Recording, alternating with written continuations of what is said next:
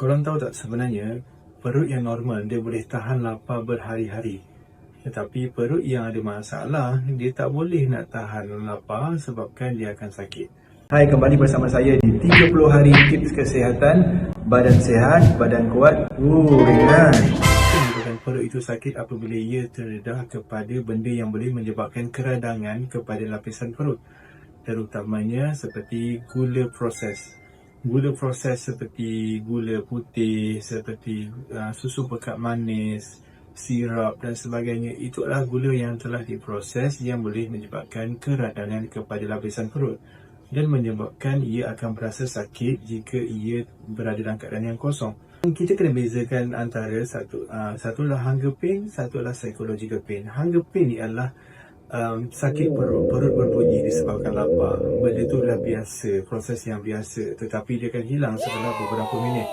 Tapi psychological pain ni yang disebabkan kelaparan, kita akan rasa resah, kita akan rasa macam letih, lesu, shaking, konon-konon kita hypo padahal kita bukan ada kecil manis pun, kita pakai insulin pun. Tapi kita tak boleh nak tahan lapar.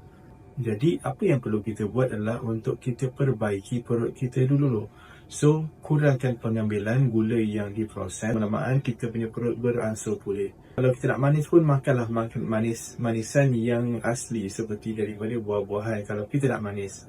Dan banyakkan pengambilan protein dan elakkan makanan-makanan proses seperti roti, seperti biskut dan sebagainya.